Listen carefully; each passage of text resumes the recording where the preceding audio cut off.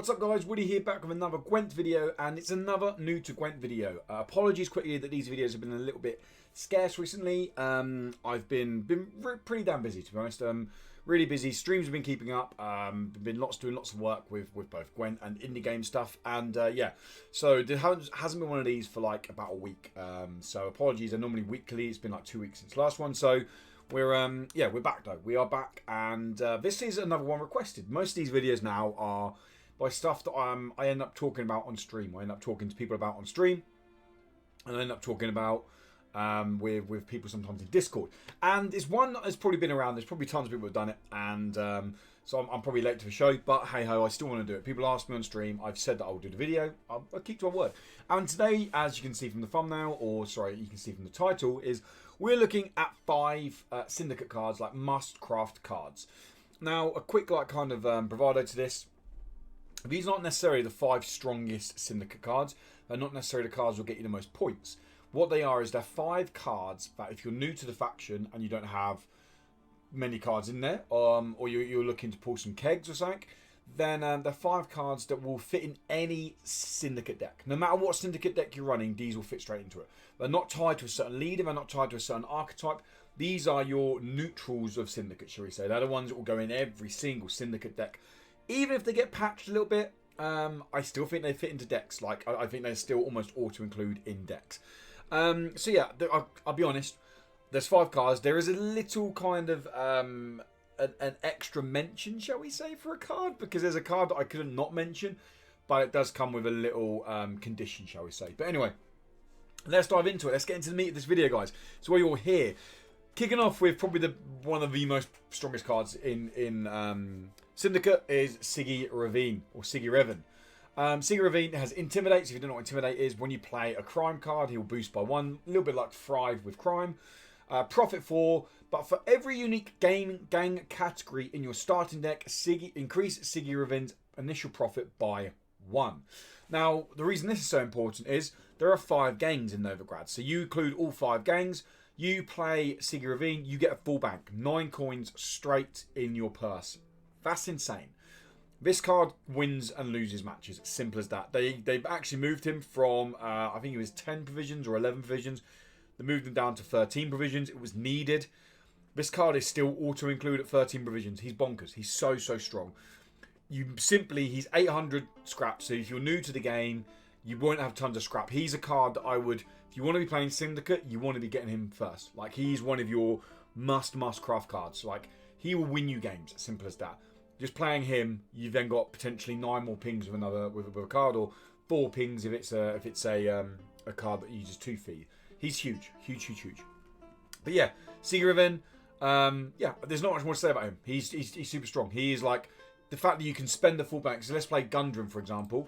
Gundren is a leader who gain 9 coins, then boost an allied unit by any excess amount gained.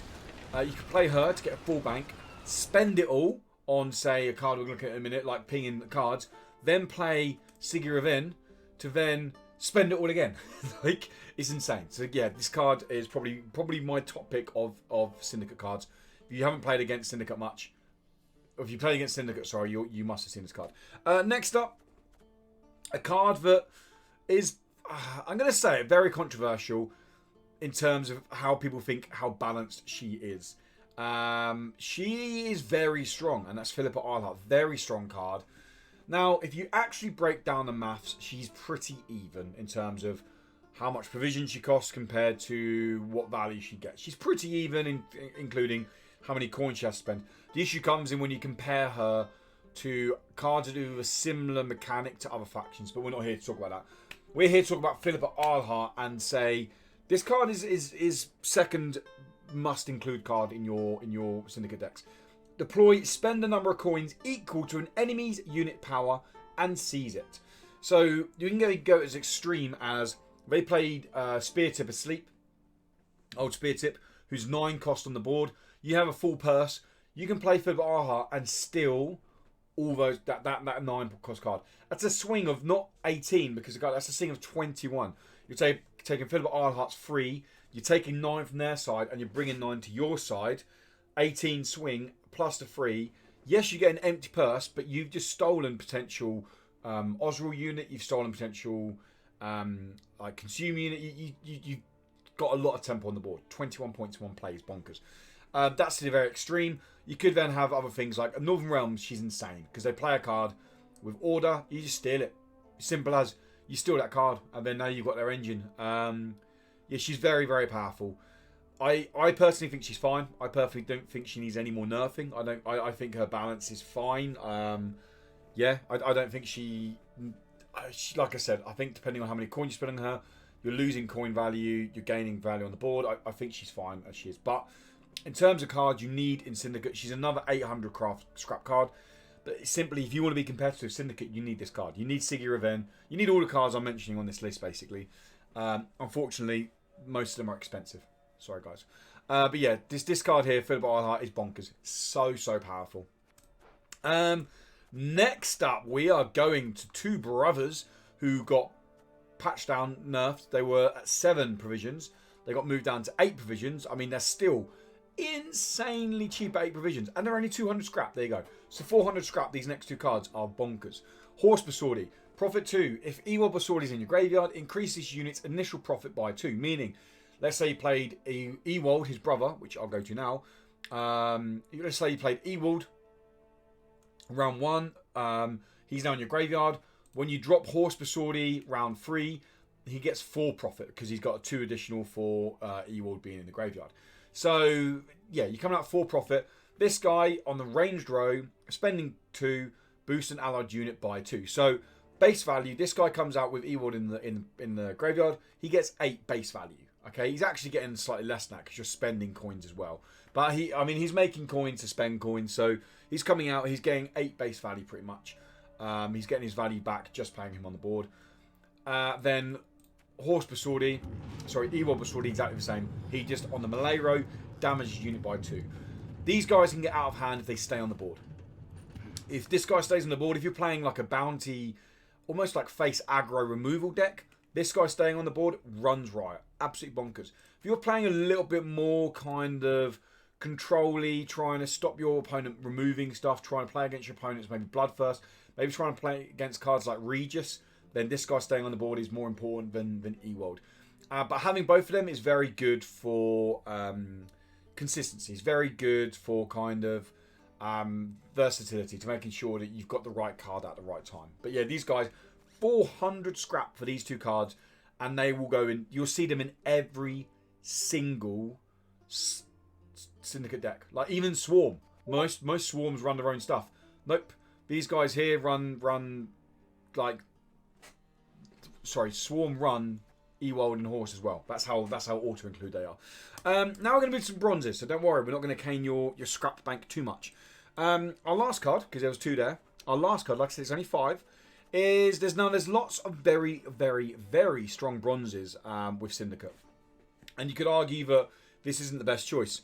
I'm going to give you while this is the best choice, and then I'm going to give a little additional mention at the end. So, Coerced Blacksmith. This card is insane. I genuinely today I lost a game with this card against this card. This card came out for 20 something points. Like, I'm not kidding.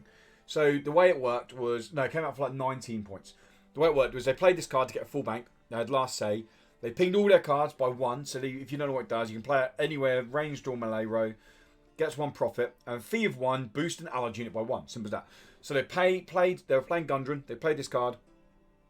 They put out the 9 charges. So instantly, it's got 13 value, 9 charges, and its face value is insane. Yes, you've had to spend coins, but it's their last play.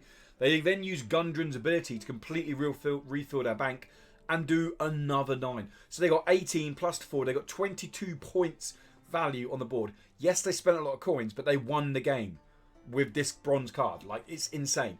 The reason this is so good as well, sometimes better than, say, Horse Basardi, is because this only boosts by 1. And the reason that's important is your full bank is 9 coins.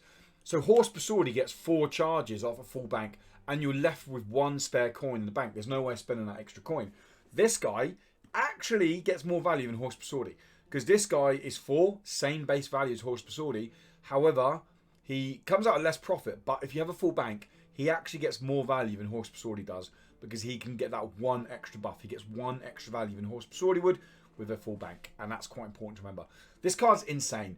I honestly think it gets. I think it gets patched. I think they fix it somehow. The fact that it can come out and get 13 value, yes, it's spending coins. Yes, I appreciate spending those coins is actually taken away from its value. Still, the fact that bronze can come out and get 13 value like that unanswered is a little bit insane. I would imagine they put something like on it that has can use the ability 3 times, cooldown 1, like something like that. So it can come out, it can get 7 value with coins, and then if it stays on the board, it can then get another 3 value next time. I think maybe that's the way to do it. They've got to be careful because they nerf it too much, it's dead. It's dead in the water, and I don't like it when CDPR do that, when they completely kill cards off. But at the moment, insane. Absolutely insane. And the final mention has to go to its kind of counterpart, which is Witch Hunter Executioner. Now, the reason this is only getting a mention and this isn't a auto-include is because you need to be running other cards to get this card to work. So this comes out profit of 2. It's a free body, profit of 2, so you're getting effectively 5 value off it straight away. Fee of 1, you give bleeding to a unit for 1 turn. So bleeding can still be good. Still spreading, having a full bank, or say having you 7 coins in the bank. You play this, you got 9 coins in the bank. Spreading 9 bleeding across 8 cards still is powerful. Still very powerful play. Where this card gets bonkers is if the unit has bounty, it damages it by 1 instead. So you put a bounty on a unit, you then play this, and you can clear that bounty. If you've got bounties, if you say you've got cards with 3 bounties on, three opponents' cards, each you've got a bounty on, you can play this. You can basically clear those 3 enemy units if you got the coins with this guy. Like I said, the reason he's only mentioned in this video and not a you must include him is you need to be running bounty cards to have him in the deck. Bounty cards include the Witch Hunter card down here, which I'm going to probably spend. There you go. This guy here, Witch Hunter, who puts a bounty on cards. They also include stuff like Slander, that profit free, place a bounty on a card. And they also include things like Caleb. It's EB. Caleb here, who profit free on melee row, you can put another bounty on a card. So that's the reason why they are just a mention for now, not a you must include them, because they need bounty running with them. But yeah, that's 5 cards that will fit. Genuinely, as of now, those 5 cards, Siggy, Phillipa, the Basordi brothers, and Executioner, and Blacksmith will fit in any Syndicate deck. They will go into any deck absolutely fine. No questions asked. They'll fit in every single Syndicate deck. So if you've got some spare scrap, you've got some spare materials, and you want to start building Syndicate cards, Syndicate decks, they're the 5 cards I would say you need straight away now. They're the 5 cards that they just get value every single time, and they are staples in every single deck. I have all of them in this deck here. I have all of them in my Horsome Junior deck that I run as well. Super powerful. But yeah, that's it, guys. That's going to wrap up the video. Thank you so much for stopping by and checking the video out. Like I said, these videos are built at new to Gwent players. If you're here thinking like, well, I knew this already, but I apologise. These are built at players who are new to Gwent. People who have just started playing the game. People who may be looking to kind of get a grips with the way Gwent works a bit more. The next video I'm going to do actually for new to Gwent is how to beat Syndicate. 5 tips are the when you're playing Syndicate that you should really take into consideration to help you beat Syndicate. And yeah, that's the next new to Gwent video, guys. If there's anything you want to know, if you're a new player to Gwent and there's anything you're like, oh, I'd love to know this, I'd love Woody to kind of do a video on this, let me know in the comments, guys. I'm happy to do anything. I am going to do updated cards as well, like updated neutral cards and things like that, because those videos are kind of out of date now where balances have come in. But anyway, last thing I want to plug is, if you haven't checked it out already yet, there is now a new Gwent podcast. What's Up Gwent is a new podcast, a fortnightly podcast where we sit down and we chat all things Gwent. It's part of the kind of TRS community. Episode 1 is available now. It's audio only on the YouTube channel that you're currently watching this video on. But it's also available on Spotify, it's on iTunes, and it is on SoundCloud and pretty much every other podcast service. So go check it out if you guys want to. And if you've got feedback for it, then let me know comments below here, or let me know comments below on the podcast. But enough plugging. Thank you so much, guys, for stopping by. It's been a pleasure having you here.